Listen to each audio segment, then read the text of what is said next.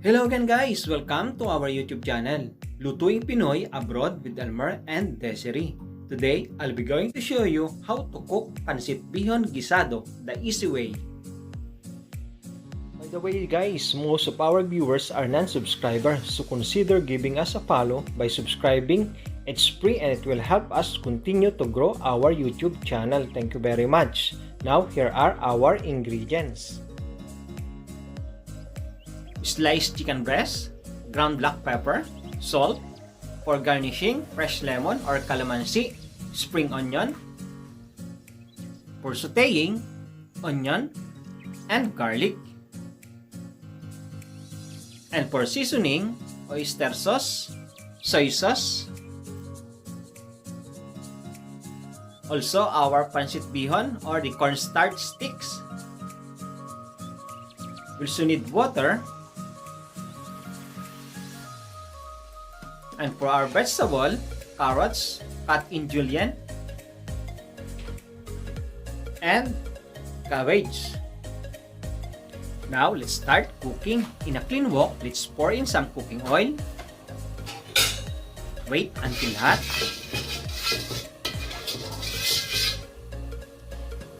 Then add garlic.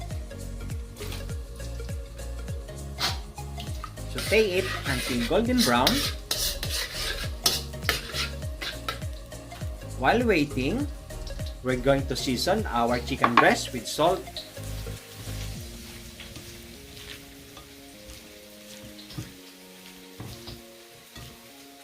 and set aside. Now go back to our wok.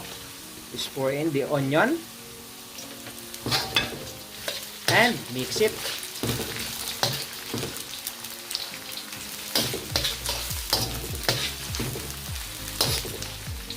Time to add our chicken breast. We're going to cook it until tender in consistency.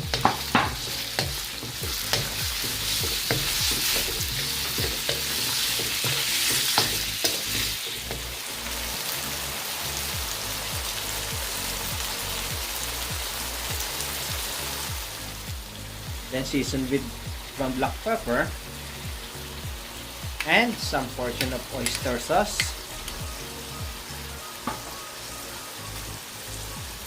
Also some soy sauce, and mix it.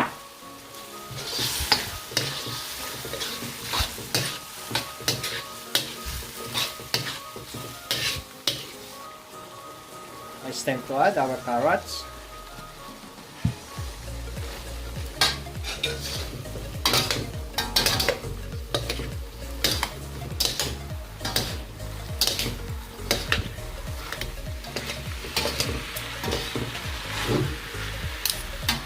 And cabbage.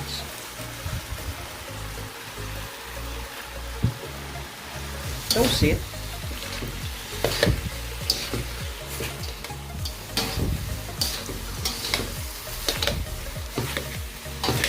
We're going to cook them until crisp.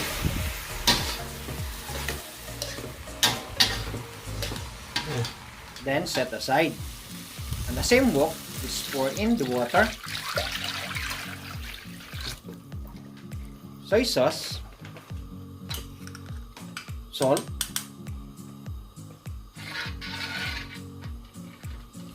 ground black pepper,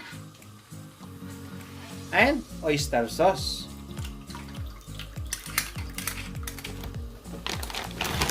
Now it's boiling, we're going to add our cornstarch sticks or the pancit bihon.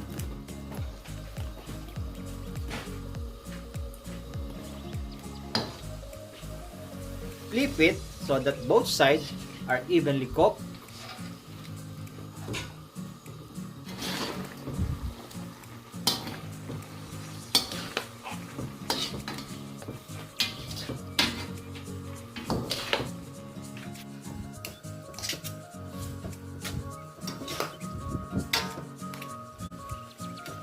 Now, we're going to add our pre-cooked vegetable. We will leave some for toppings and mix it well.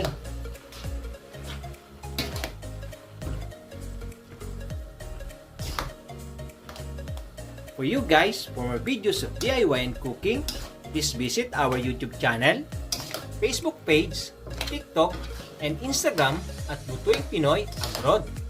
Also, feel free to comment, share, likes, and suggest to improve our YouTube channel.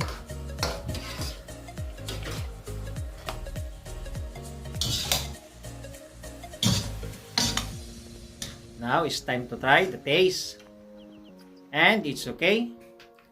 Let's transfer it on a serving plate and serve with our family and loved ones on special occasions like birthdays, family gatherings, and reunions, or even any festivities.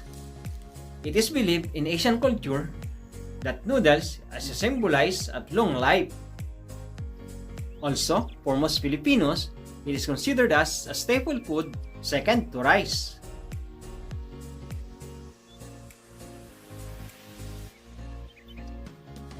So now it's time to enjoy our recipe of Pancit Bihon Guisado. This delicious taste of our own version of how this being cooked the easy way. Thank you very much for watching. God bless. Enjoy cooking. Happy eating! Bye-bye!